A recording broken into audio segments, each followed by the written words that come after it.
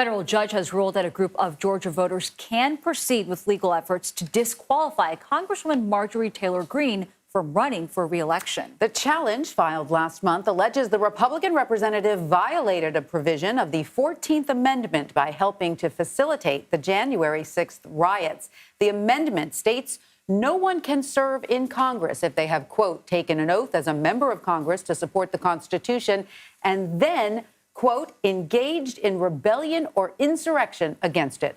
Lawmakers ratified the amendment shortly after the Civil War to bar members of the Confederacy from holding office. Greene asked the judge to declare this law unconstitutional in a lawsuit filed earlier this month. She also requested a preliminary injunction and temporary restraining order, which the judge denied as well.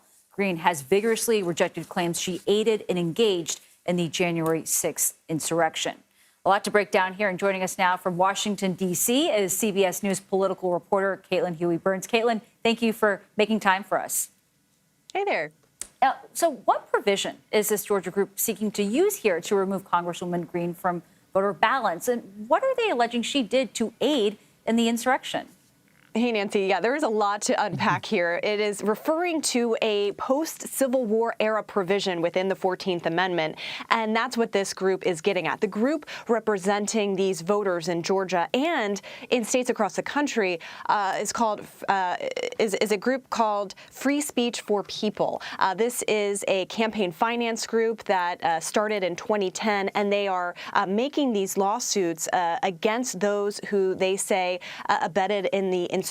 So they're going after Greene. What's important here is that absentee ballots in Georgia start going out on April 25th, so in just a few days.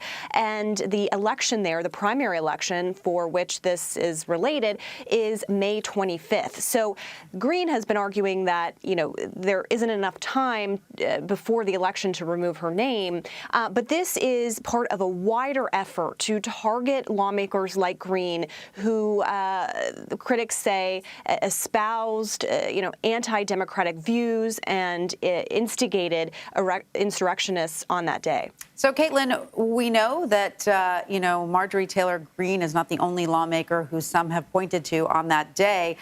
If this group is successful in barring Representative Greene from running for re-election, what might that mean for other Republicans who held office during the January 6th riots?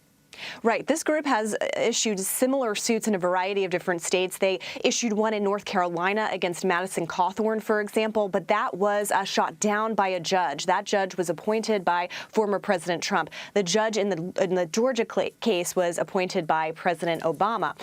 They have also issued a similar suit in Arizona against a few different lawmakers, including Congressman Paul Gosar in Arizona. So we'll see kind of what comes of that. But this is part of a broader effort to target these specific lawmakers who have sowed doubts, unconfirmed, baseless claims about election fraud, who have instigated insurrectionists. And of course, this is also pointing to a larger, perhaps, strategy to perhaps thwart former President Trump from being on the ballot again if he chooses to run again in 2024. So there's a lot of larger implications here, and that's why it's important to watch what happens in Georgia and whether it has resonance for some of these other cases and, of course, for higher power in the presidential race. A lot of larger implications indeed. Caitlin Huey-Burns, thank you so much. We appreciate it.